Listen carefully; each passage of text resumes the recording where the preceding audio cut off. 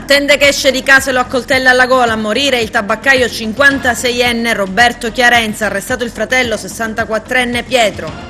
Il sindaco di Messina chiude lo stretto, il collega di Raffadali chiude le strade con i massi, il primo cittadino di Ravanusa prepara un database sulle uscite, Pace consente a Ribera di fare la spesa in ordine alfabetico. Nuovi contagi a Canicattì e Sciacca, laboratorio d'analisi dei tamponi all'ospedale di Agrigento e a breve anche a Sciacca, accelerate le diagnosi. Il governo Musumeci imposta la finanziaria con le misure anti-Covid-19. I documenti saranno trasmessi alla presidenza dell'ARS per l'avvio dell'iter parlamentare.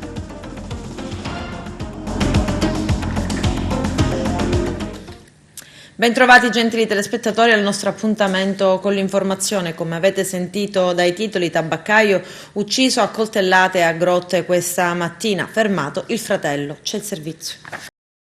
Avrebbe atteso il fratello all'uscita di casa sull'uscio dell'abitazione in via Orsini questa mattina alle 8.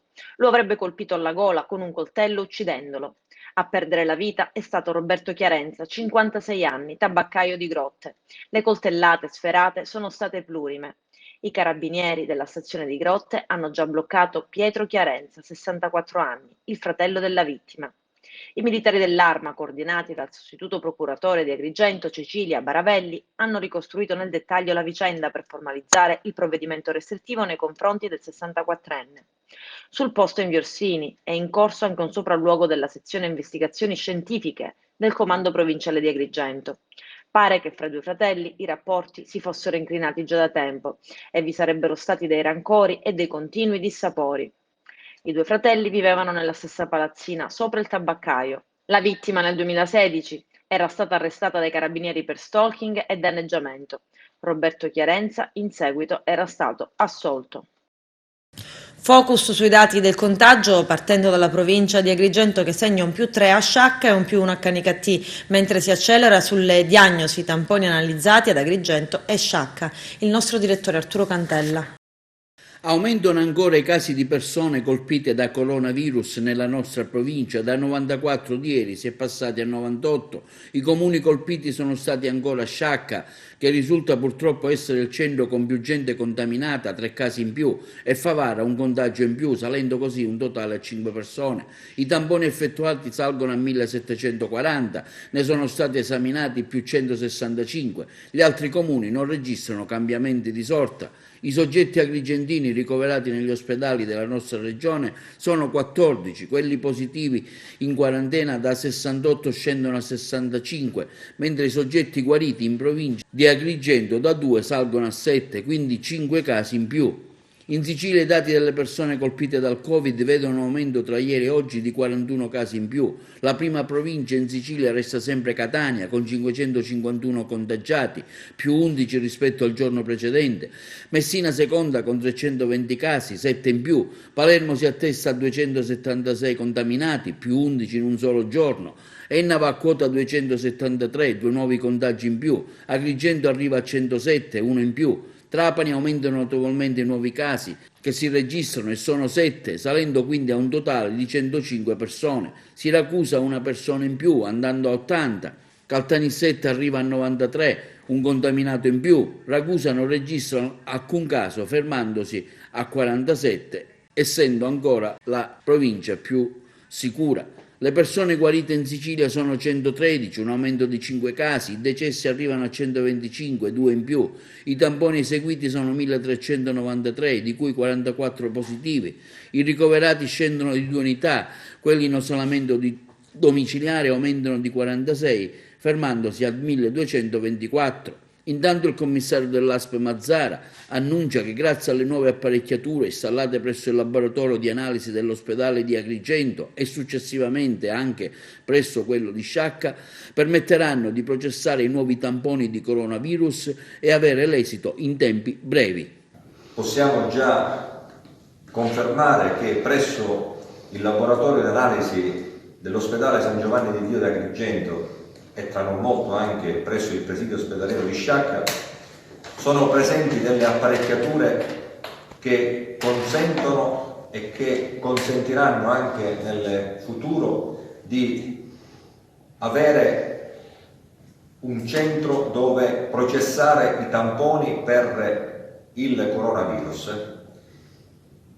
Questo è un passaggio importantissimo perché ci fa recuperare molto tempo, perché ci mette nelle condizioni di avere una diagnosi nel giro di poche ore, perché ci consente di sviluppare un'azione sanitaria di monitoraggio e di controllo a vantaggio di tutti i cittadini, a vantaggio di coloro che ne hanno bisogno, e quindi attraverso queste procedure c'è anche la possibilità di capire chi ha bisogno realmente di essere trasferito nei reparti di malattie infettive ed essere curato e assistito adeguatamente. È un traguardo importante che l'azienda di Agrigento raggiunge, è un traguardo importante per tutta la popolazione agrigentina, è un passaggio importante e anche un traguardo che noi volevamo e che oggi abbiamo raggiunto grazie anche e soprattutto all'impegno dei nostri collaboratori. Non mi dilungo molto perché avremo la possibilità di parlare ulteriormente di tutte le iniziative che l'ASP di Agrigento ha promosso e ha già definito per fronteggiare l'emergenza Covid.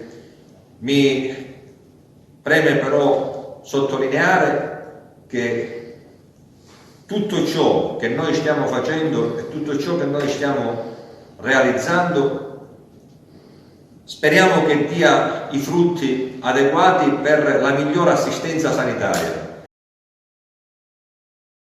Il sindaco di Messina, Cateno De Luca, in diretta a Facebook, dopo il parere del Consiglio di Stato contro le limitazioni al traffico sullo Stretto, introduce e precisa che l'ordinanza è valida e chiede le dimissioni del Ministro dell'Interno Luciana Lamorgese. Ci sono i servizi. Non vi sembra che c'è un accanimento non terapeutico, peggio, ma democratico, c'è un attentato alla democrazia? Il Consiglio di Stato, interpellato dal Ministero degli Interni, ha espresso parere favorevole all'annullamento dell'ordinanza del primo cittadino che da oggi subordina l'attraversamento dello Stretto alla registrazione sull'apposita piattaforma comunale. Lo stop non è ancora materialmente arrivato e la Giunta De Luca si prepara già a studiare le successive mosse. Il primo cittadino di Messina commenta così a caldo la decisione del Consiglio di Stato che ha annullato la sua ordinanza. Deliberare l'annullamento della ordinanza del sindaco De Luca. Non basta qui, perché la delibera del Consiglio dei Ministri deve a sua volta essere recepito da un provvedimento del Presidente della Repubblica. Deve essere pubblicato sulla Gazzetta Ufficiale ed entra in vigore dopo la pubblicazione sulla Gazzetta Ufficiale. Cosa significa questo? Che noi intanto abbiamo un'ordinanza che è in piedi e che io ovviamente anche a fronte di questa ulteriore intimidazione non revoco.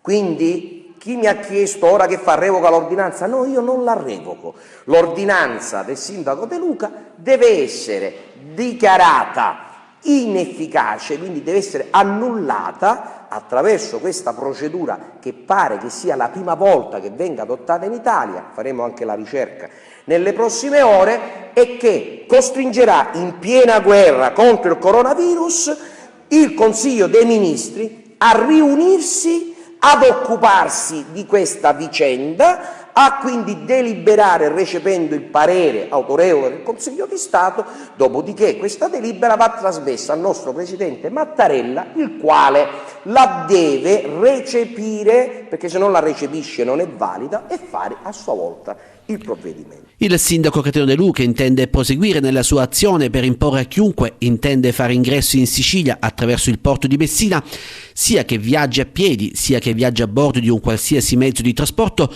l'obbligo di registrarsi almeno 48 ore prima della partenza, fornendo una serie di dati identificativi e di informazioni personali, e di attendere il rilascio da parte del Comune di Messina del nulla osta allo spostamento. Il sindaco De Luca attende che dopo il Consiglio dei Ministri incontri anche il Presidente della Repubblica faccia il suo decreto, come prevede la procedura per recepire la delibera di annullamento, e annuncia di voler consegnare simbolicamente la fascia tricolore al ministro Lamorgese, invitando il ministro dell'Interno a recarsi a Messina per gestire questa situazione di emergenza. La famosa Renault 4 che ha attraversato l'intera Italia, si era fermata da Citrezza e oggi l'abbiamo ritrovata a Mazzarino. La Renault 4, che nei giorni scorsi, con a bordo alcuni artisti francesi, aveva oltrepassato lo stretto di Messina in piena emergenza coronavirus, è nel Nisseno. Lo ha comunicato il sindaco di Messina Cateno De Luca, che chiede le dimissioni del ministro dell'Interno. Il mio collega sindaco di Mazzarino, Vincenzo Marino, in provincia di Caltanissetta, scrive De Luca, oltre a pubblicare sui social un video di denuncia, mi ha chiamato per informarmi che la Renault 4, sulla quale una comitiva di artisti di strada sta attraversando la Sicilia in lungo e largo, era giunta nel Nisseno senza alcuna autorizzazione istituzionale. Mi ero già occupato di questa vicenda quando la suddetta Renault 4 era stata avvistata da un autotrasportatore sull'autostrada Salerno-Reggio Calabria ed era stata ripresa in un filmato che in poche ore aveva fatto il giro del web, destando clamore, sorpresa e anche una comprensibile rabbia da parte di chi stava già affrontando le restrizioni della quarantena e si sentiva preso in giro da una così palese violazione di ogni disposizione di legge. I viaggiatori si sarebbero messi in viaggio perché ad Acitrezza, dove si erano fermati, vivevano in 8 in una stanza e, non avendo di cosa nutrirsi, avevano deciso di spostarsi. Al sindaco del comune di Mazzarino non è rimasto altro da fare se non identificarli, denunciarli e trovare loro un posto dove obbligarli a trascorrere il periodo di isolamento, facendosi altresì carico di fargli eseguire il test tampone e provvedere al vitto e all'alloggio per tutta la durata dell'isolamento. Ieri sera il sindaco di Mazzarino ha pubblicato un videomessaggio dove ha non solo confermato che la Renault 4, che è partita dalla Francia il 22, ha attraversato tutta Italia il 22 sera alle 22:30, ha attraversato lo stretto di Messina abusivamente, e che io il 23, l'indomani, attraverso la nostra polizia municipale e contattando quindi la polizia municipale di Acitrezza e Carabinieri abbiamo bloccato. Ma questi se ne sono infischiati di mettersi in quarantena e stanno scorazzando per la Sicilia. Altro che fake news. Quindi, signora Ministra, la questione oggi è confermata, anzi la invito a intervenire. Questa lettera d'amore l'ho indirizzata a lei. Per conoscenza l'ho indirizzata anche al suo capo, al Presidente del Consiglio dei Ministri Giuseppe Conte, e l'ho voluta anche indirizzare al mio Presidente della Regione Siciliana, Nello Musumeci. L'episodio, secondo De Luca, dimostra per l'ennesima volta l'assoluta fallacia di un sistema di controlli che permette in questo periodo di emergenza sanitaria a persone che entrano in Sicilia di spostarsi da un comune all'altro, esponendo le comunità locali ai rischi di un contagio esponenziale. Proprio per questo il sindaco di Messina chiede le dimissioni del ministro Luciana Lamorgese. Signora Ministra degli Interni, non mi permetto più neanche di farle sfoderare l'eventuale residuo di bon ton istituzionale che le sarà rimasto per garantire agli italiani un bel regalo pasquale con le sue dimissioni da Ministra degli Interni. Signor Presidente della Regione Siciliana, le rammento che de Ponzio Pilato la storia dell'umanità ne è costellata, e spero che lei non contribuisca ad arricchire ulteriormente tale parte del firmamento. Signor Presidente del Consiglio dei Ministri, quando avrà capito il senso pratico dell'amministrazione di un condominio, mi chiami al suo cospetto, che sarò lieto di farle d'aiuto inserviente. Distinti saluti e un caro abbraccio. E se il sindaco di Messina Cateno De Luca ha chiuso lo stretto, il collega di Raffadali Silvio Cuffaro è pronto a chiudere le strade con De Massima. Sono diverse le ordinanze creative dei sindaci a contrasto del contagio da Covid-19. La più ricorrente è il calendario della spesa in ordine alfabetico introdotto dal primo cittadino di Ribera, Carmelo Pace. A Ravanusa il sindaco Carmelo D'Angelo crea un database dove affluiranno in tempo reale tutti i dati delle persone appena identificate per appurare se nell'arco della giornata più persone dello stesso nucleo familiare siano usciti da casa. Il nostro direttore Arturo Cantella. Tra le misure annunciate dal sindaco di Raffadali Silvio Cuffaro per fermare le persone durante le feste pasquali e andare in giro verso la Campagna o il mare agrigentino, ci saranno anche i blocchi di cemento che chiuderanno le strade di accesso e di uscita dal comune verso altre destinazioni. I controlli saranno anche capitanati dalle forze dell'ordine e da quelle municipali. Ciò quanto dichiaratoci nel corso di una videointervista speciale fatta dalla nostra emittente tramite remoto a consuntivo delle tante azioni che Silvio Cuffaro ha intrapreso durante questo periodo di Covid-19. Ci avviamo alla Pasqua, no? Molti sindaci si sono preoccupati perché tra Pasqua e Pasquetta potrebbero, diciamo, esserci dei movimenti, insomma, verso le campagne, verso... D'altronde è la prima volta che la Pasqua si vive così, diciamo, in maniera così povera, insomma. Io sto facendo in modo di chiudere molte strade e lasciare un percorso obbligato su cui tutti devono transitare. Quindi vedremo quel giorno chi uscirà di casa e per quale motivazione. Siccome è tutto chiuso, nella farmacia di turno e l'edicola, vorrei capire quali sono le motivazioni che addurranno per la loro uscita di casa e saranno regolarmente sanzionati come hanno fatto fino ad oggi le forze dell'ordine. Già ho ordinato 50 blocchi di cemento, quindi bloccherò la qualsiasi, saranno tutti costretti a prendere un percorso obbligato e quindi nessuno, tranne che vogliono andare in campagna a piedi, ma nessuno con l'automezzo riuscirà a non essere controllato. Dove li metterà questi blocchi? Stiamo studiando già con il comandante dei vigili urbani per uscire fuori dal paese, in modo tale che si esce solo da un percorso obbligato. Aspetta, ma si rimane, quest'anno si festeggia nel proprio intimo e nella propria interiorità, non ci sono feste in campagna. Metà dei comuni della provincia di Agrigento non ha registrato casi di contagio al coronavirus, tra questi quello di Realmonte. Il sindaco Lillo Zicari in un videomessaggio raccomanda uguale senso di responsabilità, soprattutto a Pasqua e Pasquetta. Vediamo. Andiamo incontro adesso alla settimana di Pasqua. Una Pasqua è una settimana strana che non abbiamo visto, nessuno di noi ha mai visto, una settimana che ci vede impegnati a casa a riflettere sui valori della Pasqua e che ci porterà inevitabilmente a viverla in maniera strana. Io a questo proposito vi voglio fare una raccomandazione. Noi cittadini di Realmonte, secondo me, abbiamo tenuto un comportamento esemplare nel rispetto delle norme che sono imposte dallo Stato alla Regione e delle ordinanze che io stesso ho emesso. Secondo me abbiamo tenuto un comportamento, dicevo, esemplare perché siamo rimasti a casa. Ovviamente con qualche eccezione che è stata ripresa però opportunamente dalle forze dell'ordine. Dobbiamo continuarlo a farlo nella settimana di Pasqua, dobbiamo continuarlo a farlo nel giorno di Pasqua, dobbiamo continuare a tenere questo comportamento nel giorno di Pasquetta. Raccomando a tutti che a nessuno venga in mente di organizzare pranzi di Pasqua o passeggiate o cene o pranzi in campagna il giorno di Pasquetta. È assolutamente vietato. Noi nell'interesse di tutti, insieme alle forze dell'ordine, staremo là a presidiare il territorio, specialmente nel giorno di Pasqua e di Pasquetta, perché stare a casa è interesse di chi sta a casa, ma è anche interesse di tutti coloro che con tanti sacrifici non vanno a lavorare, restano a casa e rispettano le norme. Quindi io sono sicuro e fiducioso che tutti voi avete capito in questi giorni l'importanza e i problemi che ci sono stati, i problemi che hanno interessato tutta la nazione, dicevo l'altra volta il mondo intero. Quella che stiamo combattendo è una guerra che sta interessando in questo momento e che ha interessato di più le città del nord, il nord Italia, che è arrivata per fortuna da noi in maniera più blanda, che progredisce da noi in maniera, diciamo, crescente ma costante, senza picchi e senza incrementi esponenziali. Noi però dobbiamo restare vigili, dobbiamo rimanere vigili fino all'ultimo giorno e forse anche di più. Questa è una malattia strana, una guerra invisibile che stiamo combattendo, ma è sotto gli occhi di tutti che è una guerra che ci interessa.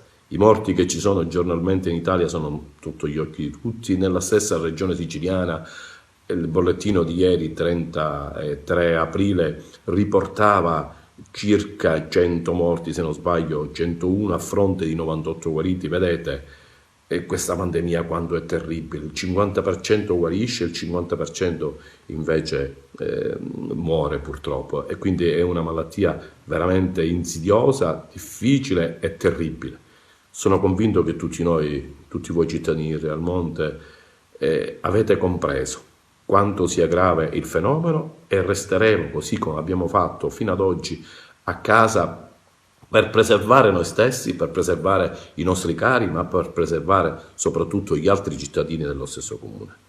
Sono fiducioso e so che lo farete. Adesso io, per concludere questo video, ho pensato in questi giorni, e lo voglio manifestare a tutti voi, ai nostri concittadini che sono fuori dal comune di Realmonte, che in questo momento sono nel nord Italia, che sono impegnati nelle attività lavorative del nord Italia, che sono i nostri medici, che sono i nostri infermieri, che sono i vigili del fuoco che vivono nella città di Milano, di Bergamo, di Torino. A loro va il mio pensiero, il nostro affetto, l'affetto di tutti noi cittadini, e sono convinto e spero che prima possibile possano tornare qua da noi, a Realmonte, per essere abbracciati da noi. La manovra di guerra annunciata dal governatore Musumeci prende corpo. Il messaggio del governo regionale è chiaro: aiuti a tutti i settori economici, ai comuni, per affrontare la grande crisi economica che ci aspetta. Turisti gratis in hotel, prestiti alle imprese. Lello Casesa. La regione siciliana ha già pronto un provvedimento per fronteggiare la crisi economica ed in particolar modo turistica a causa dell'emergenza coronavirus. Ed infatti l'assessore al turismo Manlio Messina ha presentato un pacchetto di norme per aiutare la filiera alberghiera ed extraalberghiera, consapevole che il settore turistico, che produce in Sicilia un alto fatturato, rischia di perdere una fetta importantissima di visitatori.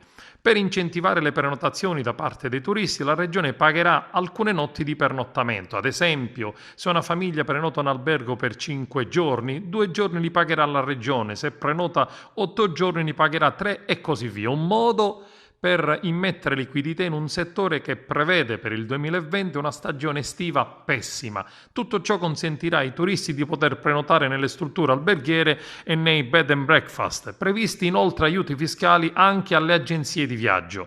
Le associazioni sportive faranno gli stessi finanziamenti del 2019 anche senza aver svolto alcuna attività, ed anche con un incremento maggiore a 10 milioni avranno i teatri e gli enti culturali sostenuti annualmente dalla Regione. Anche questi senza alcun spettacolo, causati naturalmente dall'emergenza coronavirus. Adesso un po' di sano umorismo con dei video che abbiamo selezionato per voi. Ironizziamo su cosa si può e cosa non si può fare. Guardate.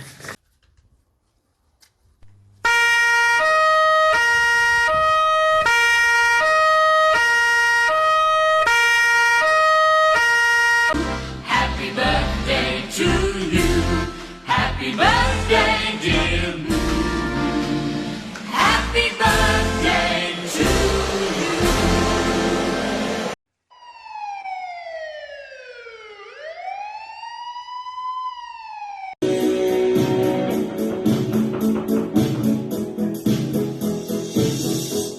I want to break free. I want to break free. Adesso c'è la pubblicità, tra poco vi aspetto.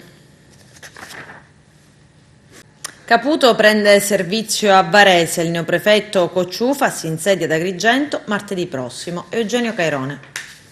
Grande amico dell'ex questore Auriemma, napoletano come lui, il prefetto Dario Caputo, trasferito a Varese, lascia ad Agrigento un buon ricordo per i suoi modi gentili e la massima disponibilità.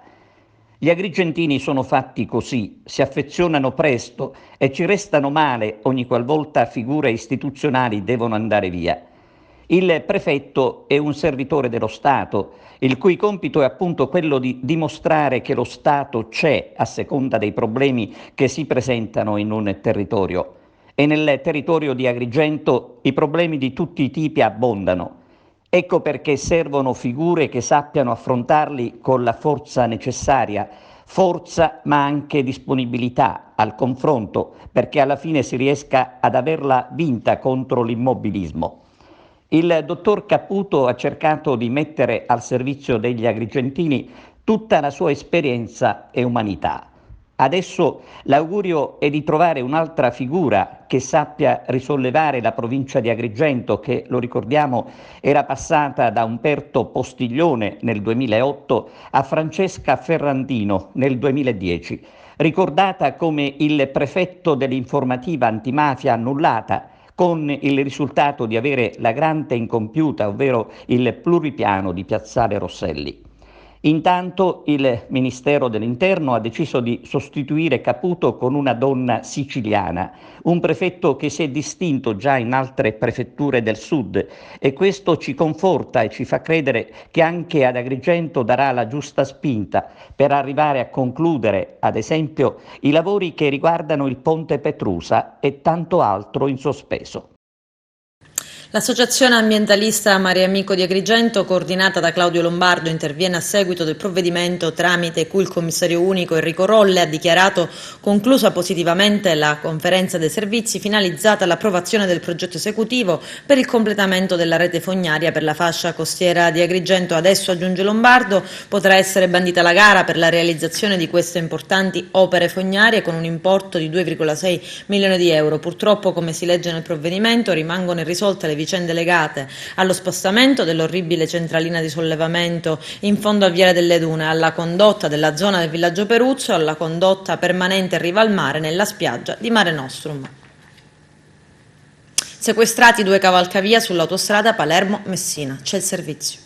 2 cavalcavia dell'autostrada A20 Messina-Palermo sono stati sequestrati poiché ritenuti a rischio crollo. Si tratta di 2 tratti autostradali presenti nei territori di Spadafora e Venetico. Dalle indagini condotte dalla Procura della Città dello Stretto, guidata da Maurizio De Lucia, sarebbe emerso che i 2 cavalcavia presentano una diffusa corrosione delle armature e delle banchine di bordo che metterebbero in pericolo la stabilità delle strutture portanti. Le indagini sono state portate avanti dalla Polizia Giudiziaria, della Polizia Stradale di Messina, con la consulenza tecnica di docenti del Dipartimento di Ingegneria dell'Università. Il sequestro, deciso dal GIP Valeria Curatolo, ha riguardato i ponti numero 3 e 4 e le limitazioni veicolari interessano 2 strade, una provinciale, l'altra comunale, ricadenti nel territorio di Spadafora, sulle quali si circola unicamente lungo un'unica corsia centrale a senso unico. Secondo quanto si apprende, gli accertamenti tecnici eseguiti avrebbero portato alla luce un degrado avanzato delle cosiddette selle Gerber, gli elementi che supportano tutto il peso del viadotto che passa sull'autostrada e del suo traffico viario, un degrado che sarebbe scaturito dalla manutenzione non adeguata dei giunti che nel corso degli anni avrebbe consentito infiltrazioni di acqua piovana nella struttura, provocando il deterioramento del calcestruzzo a protezione del ferro. Secondo la procura vi sarebbe il rischio di perdere l'appoggio delle travi della campata centrale, inoltre calcinacci potrebbero cadere sui mezzi in transito. Il sequestro dei 2 cavalcavia non ha provocato il blocco del traffico, visto che è stata disposta la circolazione su un'unica corsia centrale per entrambi i sensi di marcia, riducendo di fatto il peso che grava sulla struttura. La magistratura ha nominato custodi giudiziari, responsabili tecnici dei comuni interessati di Spadafora e Venetico. Il presidente del CAS, Franco Restuccia, ha comunicato che si tratta di risultanze relative a un'inchiesta avviata 6 anni fa. Già nel 2014 l'organo di vigilanza del Ministero delle Infrastrutture e Trasporti aveva segnalato il degrado dei 2 cavalcavia, chiedendo all'ente gestore di provvedere al monitoraggio delle condizioni delle opere e alla loro manutenzione. Per questo motivo è stata disposta l'iscrizione nel registro degli indagati dei direttori generali dell'ente e dei responsabili dell'area tecnica che si sono succeduti negli anni e che non hanno provveduto alla manutenzione e al ripristino delle strutture. Il simulacro della Madonna Addolorata di Licata è stata restaurata. Domenico Vicari. Il simulacro della Madonna Addolorata di Licata ha assunto nuovi colori. È una solennità molto suggestiva e popolare per Licata. Nel giorno in cui c'è stata la ricorrenza si è celebrata la Santa Messa a porte chiuse nel santuario di Sant'Agostino alle ore 10. Si è approfittato della situazione difficoltosa anche per dare un restauro alla statua della Santissima Vergine. La Madonna assume dunque i vecchi colori di cui rivestiva tantissimi anni fa. È molto emozionante e straordinario per tanti devoti rivedere l'immagine della Vergine come lo era da tanto tempo fa. Angelo Vincenti, ex vice sindaco e componente della confraternita della Dolorata, ha espresso ringraziamenti ai vari artefici per aver contribuito a questa restaurazione. Un'immagine straordinariamente bella, commenta Vincenti, ed è emozionante rivederla così come nel passato. Anche l'espressione del viso è ritornata a essere quella di un tempo, compassionevole e amorevole. Tutto questo è stato possibile grazie all'interessamento e all'impegno di tanti, a iniziare dalla confraternita della Maria Santissima Dolorata, che ha finanziato totalmente i lavori di restauro, dopo una lunga serie di adempimenti, dove il governatore Francesco Cosentino, insieme a tutto il direttivo sollecitato dall'Assemblea dei Confrati, ha lavorato incessantemente da diversi mesi. Un grazie per l'attenzione dimostrata a Don Giuseppe Pontillo e alla dottoressa Domenica Brancato dell'Ufficio Beni Culturali ed Ecclesiali di Agrigento.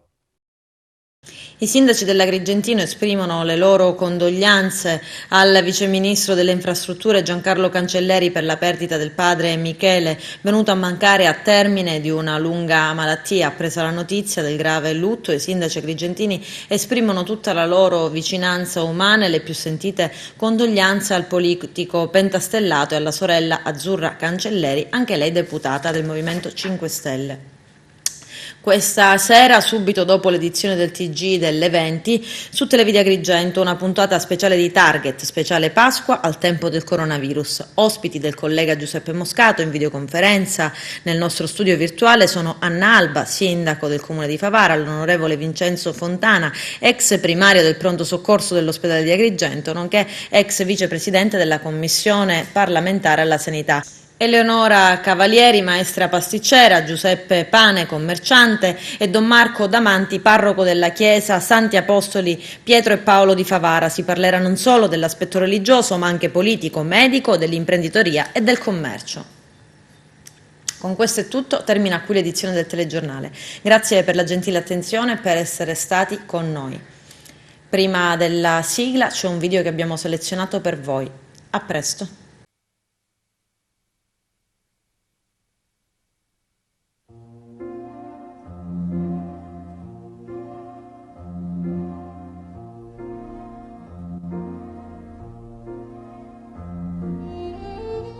Ciao carusi, non mi vedete, vero?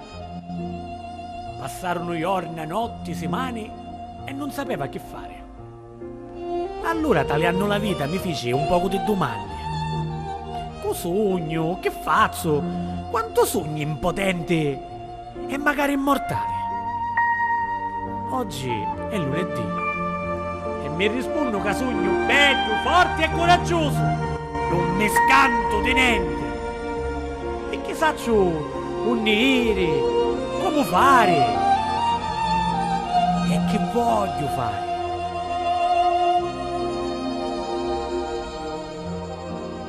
Passavo la prima notte e poi la seconda e la terza.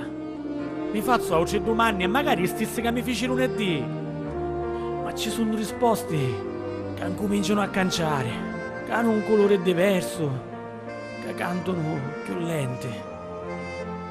Forse mi stai scantando.